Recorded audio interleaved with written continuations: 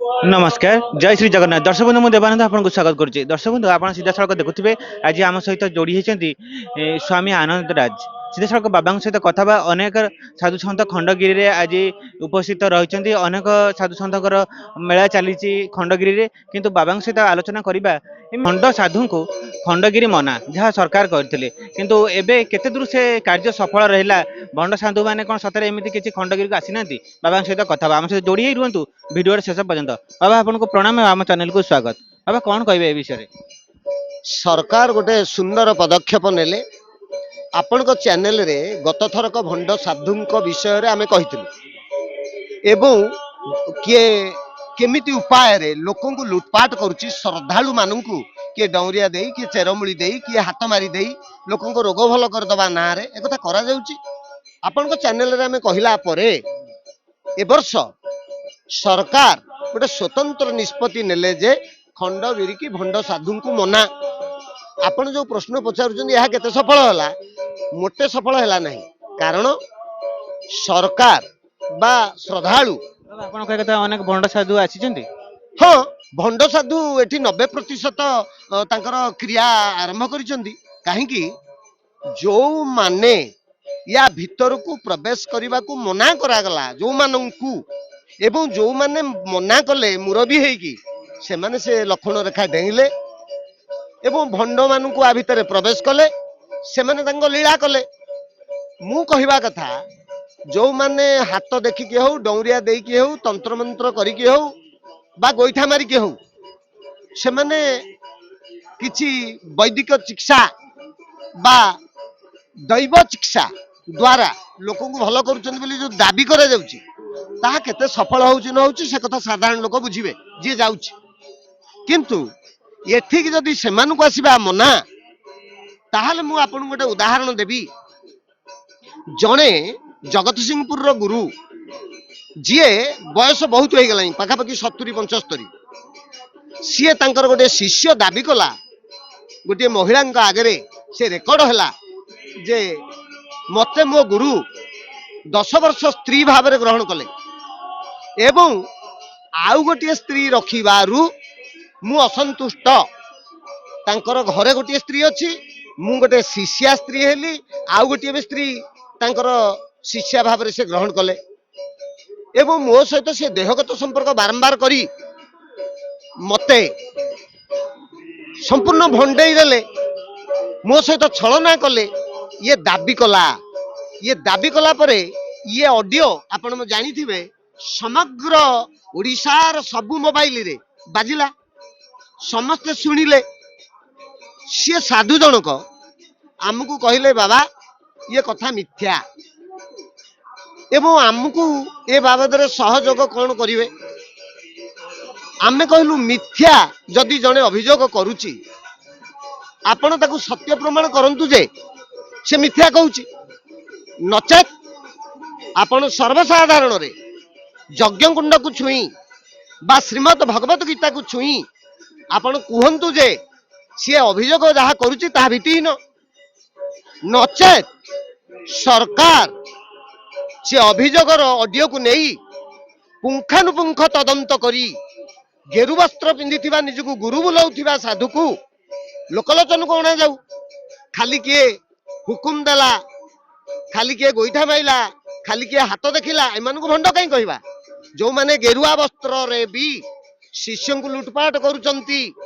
धन एवं यौवन से मान को भी लोकलोचन को अणा जाऊ सरकार ताकू स्वतंत्र भाव रे दायित्व नहीं जो ऑडियो बुलुथिला गत वर्ष ए वर्ष मध्य बहु लोकंक पाखरे अछि सी ऑडियो ताकू सरकार तदंत करंतु नहले गोटे निरीहा झियो आदिवासी झियो ता आखिर लोह रे जो माने आकु बर्दाश्त करिवे से माने जळी जिवे जो माने आकु घंट घोड़ेबे से माने भस्म हेबे एवं जो गुरु ये कांड करिछि आजि तांकु कुहा होछि भागवत रे गीता रे कपिल मुनि कथा से कहउचंदी मते सेथरे पुरानी कारण से भागवत कहउचंदी पढ़ीची किंतु कपिल मुनि जे 24 गुरु करिची ये कथा तले आज एठी चर्चा हैला खंडगिरी दरबार रे सेते बेले अन्य दुई जन साधु से सेटा को अस्वीकार कले जे नाही भागवत रे कथा नाही आमे तले प्रमाण देलु सेते बेले आमे ये साधु को कहिलु ଯେ ଏଥିରେ ଟିକେ ଆପଣ ମୁଣ୍ଡ ଖେଳାନ୍ତୁ, ଆପଣ ତ ନିଜକୁ ବହୁତ ବଡ ବାବା ଜ୍ଞାନୀ ବାବା କହୁଛନ୍ତି। ସିଏ କହିଲେ ମତେ ଏଥର ପୁରା ନା, ତାହେଲେ ତମେ ଯୋଉ କାଣ୍ଡ ସବୁ ଯୌନ କେଳେଙ୍କାରୀ କରୁଛ ସେଥିରେ କାହିଁ କିଏ ପଶିବ, ତମକୁ କାହିଁ ଘଣ୍ଟ ଘୋଡା ଯିବ, ତମେ ପଦାକୁ ଆସ, ତମେ ଭଣ୍ଡ, ତମେ ଦୌରିଆ ଦଉଛ, ତମେ ଗୁଣିଗାରିଡି କରୁଛ, ଲୋକଙ୍କୁ ଯୋଉ ଛଳନା କରୁଛ, ସନାତନ ଧର୍ମର ସାଧୁ ପରମ୍ପରାର ଯୋଉ ବିଶୃଙ୍ଖଳା କରୁଛ, ସେଥିରେ ଶୃଙ୍ଖଳା ଆଣିବା ପାଇଁ ଆମ ବେକ କଟିଗଲେ ବି ଆମେ ସତ କହିବୁ। ବାବା କିନ୍ତୁ ଆମେ ଯାହା ଦେଖୁଛେ ଅନେକ ଶିଷ୍ୟ ଏବଂ ଅନେକ ଭକ୍ତ ଆଉ ଆମ ଯୋଉମାନେ ଅଛନ୍ତି ଅନେକ ବିଶ୍ୱାସ କରୁଛନ୍ତି ସାଧୁ ସନ୍ଥଙ୍କୁ ଭକ୍ତମାନେ ଯୋଉ ସାଧୁ ସନ୍ଥଙ୍କୁ ବିଶ୍ୱାସ କରୁଛନ୍ତି ସେ ବିଶ୍ୱାସରେ ତ ଆଘାତ ହଉଛି ଏଭଳି କାର୍ଯ୍ୟ କରିବା ଦ୍ୱାରା ଆଉ ସାଧୁ ସନ୍ଥଙ୍କ ପ୍ରତି। ସାଧୁ ସନ୍ଥ ବାପା ଏବଂ ମା ତାଙ୍କ ଠାରୁ ବି ବହୁତ ଗୁରୁତ୍ୱପୂର୍ଣ୍ଣ, ବହୁତ ବିଶ୍ୱସ୍ତ, ଏପରିକି ଭଗବାନଙ୍କ ପରି ଜଣେ ଗୁରୁ ଶିଷ୍ୟ ଆଉ ଶିଷ୍ୟାର ବିଶ୍ୱସ୍ତ, ସେ ତା ପାଇଁ ଜୀବନ ଦବ, ତାର ମଙ୍ଗଳ କରିବ। କିନ୍ତୁ ଯୋଉ ଗୁରୁ ମାନେ ଶିଷ୍ୟାର ଯୌନକୁ ଲୁଟପାଟ କରୁଛନ୍ତି, ଶିଷ୍ୟର ପକେଟକୁ ଅପହରଣ କରୁଛନ୍ତି, ସେମାନେ ବିଶ୍ୱାସଘାତକତା କରୁଛନ୍ତି। କାହା ସହିତ? କେବଳ ଶିଷ୍ୟ ଶିଷ୍ୟା ସହିତ ନୁହଁ, ସନାତନ ଧର୍ମ ସହିତ, ହିନ୍ଦୁ ଧର୍ମ ସହିତ ବିଶ୍ୱାସଘାତକ କରୁଥିବା ସାଧୁ ଆଜି ଘୋଡେଇ ଦେଇପାରେ, ଆଜି ଲୁଚେଇ ଦେଇପାରେ, କିନ୍ତୁ ତାର କର୍ମ ଫଳ ସେ ଦିନେ ନା ଦିନେ ଭୋଗ କରିବ। ଏହା ସତ୍ୟ, ସତ୍ୟ, ତ୍ରିବାର ସତ୍ୟ।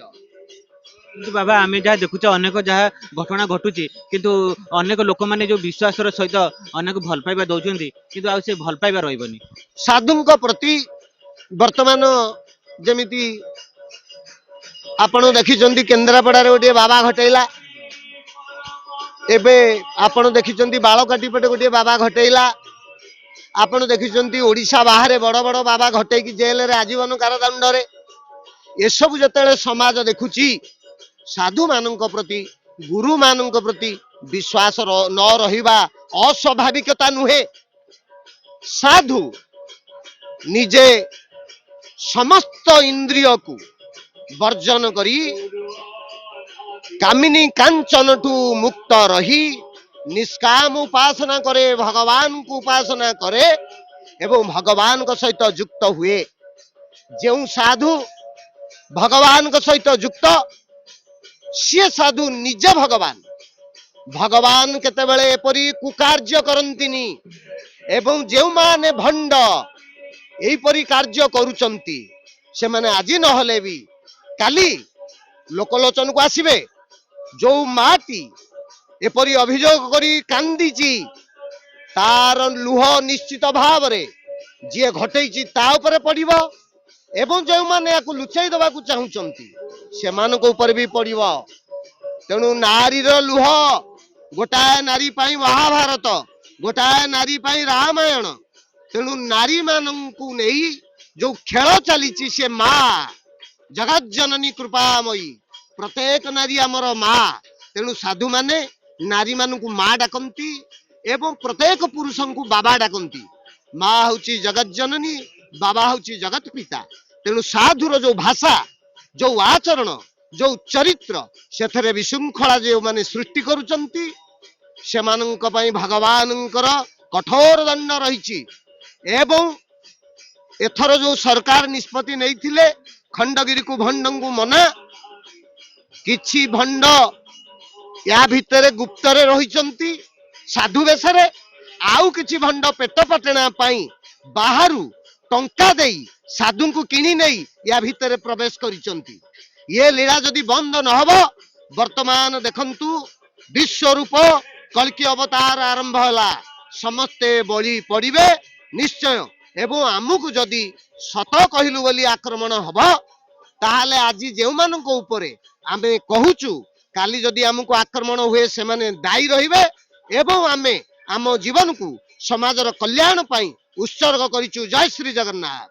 ଆପଣ ଶେଷରେ ଖାଲି ସଂକ୍ଷେପରେ କହିବେ ଆମେ ଯାହା ଦେଖୁଛେ ଏଇ ଯୋଉ ଭଣ୍ଡ ଶବ୍ଦଟି ଆମେ କହୁଛେ ଏଇ ଭଣ୍ଡ ଶବ୍ଦଟି ଆମ ଧର୍ମକୁ ନିନ୍ଦା କରୁନି କି? ଯୁଗେ ଯୁଗେ ଭଣ୍ଡ ଅଛନ୍ତି। ତ୍ରେତୟା ଯୁଗରେ ରାବଣ ପରି ତ୍ରିକାଳଦର୍ଶୀ ମହାନ ବିଦ୍ୱାନ ମା ସୀତା ଠାକୁରାଣୀକି ଅପହରଣ କରିବା ପାଇଁ ସାଧୁ ବେଶରେ ଆସି ଯୋଉ ଭଣ୍ଡ ବ୍ୟବସ୍ଥା କଲା, ସିଏ ବ୍ୟବସ୍ଥାଟା ଆଜି ପର୍ଯ୍ୟନ୍ତ ଚାଲିଛି। ତେଣୁ ପ୍ରତ୍ୟେକ ଯୁଗରେ ଭଣ୍ଡମାନେ ଥିଲେ, ଅଛନ୍ତି, ରହିବେ। କିନ୍ତୁ ସର୍ବସାଧାରଣ ଯେଉଁମାନେ ଭଣ୍ଡଙ୍କୁ ଚିହ୍ନି ପାରୁନାହାନ୍ତି, ସାଧୁଙ୍କୁ ଚିହ୍ନି ପାରୁନାହାନ୍ତି, ସେମାନେ କେଉଁ ଉପାୟରେ ତାଙ୍କୁ ଚିହ୍ନିବୁ, କଣ ତାଙ୍କର ଲକ୍ଷଣ, ତାକୁ ନେଇ ଗୋଟେ ନିଜ ଭିତରେ ଶ୍ରୀମଦ ଭଗବତ ଗୀତାରେ ଅଛି ସାଧୁ କିଏ ଭଣ୍ଡ କିଏ। ଗୀତା ପଢନ୍ତୁ, ଭାଗବତରେ ଅଛି ସାଧୁ କିଏ ଭଣ୍ଡ କିଏ। ଭାଗବତ ପଢନ୍ତୁ, ଗୀତା ଭାଗବତ ପଢିଲେ ସମସ୍ତ ଶ୍ରଦ୍ଧାଳୁ ଭଣ୍ଡ କିଏ ସାଧୁ କିଏ ଜାଣିପାରିବେ। ଜୟ ଶ୍ରୀ ଜଗନ୍ନାଥ। ବାବା ଆଉ ଯୋଉ ଭକ୍ତ ବନ୍ଧୁ ଦର୍ଶକ ବନ୍ଧୁ ଦେଖୁଛନ୍ତି ସେମାନେ ଅନେକ ଆମକୁ ଆକ୍ଷେପ ବି କରିପାରନ୍ତି ଆଉ କେତେବେଳେ ଆଟାକ ବି କରିପାରନ୍ତି, ତାଙ୍କୁ କଣ କହିବେ ଶେଷରେ?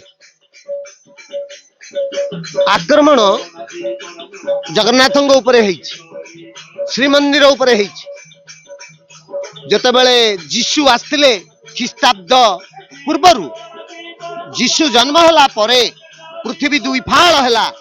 ଫାଳେ ହେଲା ଖ୍ରୀଷ୍ଟ ପୂର୍ବ, ଆର ଫାଳ ହେଲା ଖ୍ରୀଷ୍ଟାବ୍ଦ।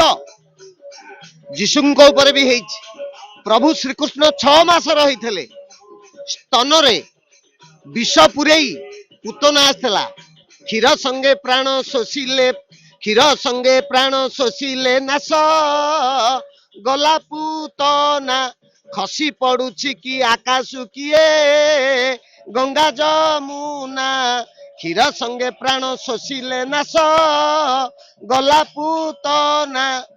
ପ୍ରଭୁ ଶ୍ରୀକୃଷ୍ଣ ନିଜ ଅବତାର ପରମ ବ୍ରହ୍ମ ଅବତାର ନେଲା ପରେ ବି ତାଙ୍କୁ ଲୁଚିବାକୁ ପଡିଲା। ତାଙ୍କୁ ନାରୀ ବେଶରେ ମା ପରି ଗୋଟେ ପୁତନା ରାକ୍ଷସୀ ଆସି ବିଷ ପିଆଇବାକୁ ଚେଷ୍ଟା କଲା। ଶକଟାସୁର ଆସିଲା, ଷଣ୍ଢାସୁର ଆସିଲା, ବକାସୁର ଆସିଲା ଏବଂ ପରିଶେଷରେ କଂସାସୁର ତାଙ୍କର ମାମୁଁ ତାଙ୍କୁ ମାରିଦେବା ପାଇଁ ଯୋଉ ଯୋଜନା କରିଥିଲା ସେଥିରେ ବି ସେ ବିଫଳ ହେଲା। ପ୍ରଭୁ ଶ୍ରୀ ରାମଚନ୍ଦ୍ର ମର୍ଯ୍ୟାଦା ପୁରୁଷୋତ୍ତମ ରାମ, ନାରାୟଣ ଅବତାର, ବିଷ୍ଣୁ ଅବତାର, ତାଙ୍କର ପତ୍ନୀ ମା ସୀତା ଠାକୁରାଣୀ କି ରାବଣ ଅପହରଣ କଲା। ମନ୍ଥଡାର ଷଡ଼ଯନ୍ତ୍ରରେ ରାତି ପାଇଥିଲେ ରାମ ବନବାସ ଯାଇଥାନ୍ତେ। ରାମଚନ୍ଦ୍ର ରାତି ପାଇଥିଲେ ରାଜା ହେଇଥାନ୍ତେ। ରାମଚନ୍ଦ୍ର ବନବାସ ଗଲେ ମନ୍ଥଡାର ଷଡ଼ଯନ୍ତ୍ରରେ। ତେଣୁ ସବୁବେଳେ ମହାପୁରୁଷ ମାନଙ୍କ ଉପରେ, ସତ୍ୟବାଦୀ ଉପରେ, ଉଚିତ ସାଧୁଙ୍କ ଉପରେ ଆକ୍ରମଣ ହୁଏ, ତାଙ୍କୁ ନିନ୍ଦା କରାଯାଏ, ତାଙ୍କ ଉପରେ ଆଘାତ କରାଯାଏ। ସେଥିପାଇଁ ତାଙ୍କୁ ଭୋଗ କରିବାକୁ ପଡେ ନାହିଁ ସେ ଯନ୍ତ୍ରଣା। କାହିଁକି ନା ସାଧୁଙ୍କୁ ରୋଗ ହୁଏ କିନ୍ତୁ ସେ ରୋଗୀ ନୁହନ୍ତି। ସାଧୁଙ୍କୁ ସବୁବେଳେ ରୋଗ ହେଇଛି କିନ୍ତୁ ସେ ଯନ୍ତ୍ରଣା ଭୋଗନ୍ତି ନାହିଁ। ତାଙ୍କର ସେ ସାଧନା, ସେ ସିଦ୍ଧି। ତେଣୁ ସାଧୁଙ୍କୁ ରୋଗ ହୁଏ, ସାଧୁ କିନ୍ତୁ ରୋଗୀ ନୁହେଁ। ଜୟ ଶ୍ରୀ ଜଗନ୍ନାଥ। ଯୋଉମାନେ କହୁଛନ୍ତି ମନେ ମନେ ପ୍ରଭୁଙ୍କ ନାମ ନେଇକି ପ୍ରଭୁ, ଆମେ ତାଙ୍କୁ ନକଲି ପ୍ରଭୁ କହିପାରିବା କି ନାହିଁ? ନକଲି ଆମେ ସମସ୍ତେ, ଅସଲି ଜଣେ। ଚନ୍ଦ୍ର ଆକାଶରେ ଅଛି, ତଳେ ଯେତେ ମାଟି ହାଣ୍ଡିରେ ପାଣି ଆପଣ ଦେଖୁଛନ୍ତି, ଯେତେ ଛୋଟ ବଡ ହାଣ୍ଡି ମାଠିଆରେ ଆପଣ ଚନ୍ଦ୍ର ଦେଖୁଛନ୍ତି, ସବୁ ଚନ୍ଦ୍ର କଣ ଅସଲି? ନା ସେତିକି ଚନ୍ଦ୍ର ଅଛନ୍ତି ଜଗତରେ? ନା, ଇଏ ହଉଛନ୍ତି ଛାୟା ରୂପ, ନକଲି। ତେଣୁ ଜଣେ ହିଁ ଈଶ୍ୱର, ସିଏ ହଉଛି କିଏ? ନା ପରମ ବ୍ରହ୍ମ ପରମ ପିତା ଅନନ୍ତ କୋଟି ବ୍ରହ୍ମାଣ୍ଡ କୋଟି କୈବଲ୍ୟନାଥ ପ୍ରଭୁ ଶ୍ରୀ ଜଗନ୍ନାଥ। ତାକୁ ଛାଡିଦେଲେ ଆଉ କେହି ନାହାନ୍ତି। ଏବଂ ସିଏ ଯେତେବେଳେ ଇଚ୍ଛା କରିବ କାହା ଦେହରେ କେମିତି କୋଉ ଅବତାର ନେଇ ଆସି ତା ଲୀଳା ସିଏ କରିବ, ସେ ଲୀଳାମୟଙ୍କର ଇଚ୍ଛା। ଜୟ ଶ୍ରୀ ଜଗନ୍ନାଥ। ଆପଣଙ୍କୁ ବହୁତ ବହୁତ ଧନ୍ୟବାଦ। ଦର୍ଶକ ବନ୍ଧୁ ରହୁଛୁ। ଜୟ ଶ୍ରୀ ଜଗନ୍ନାଥ, ଜୟ ପଞ୍ଚସଖା।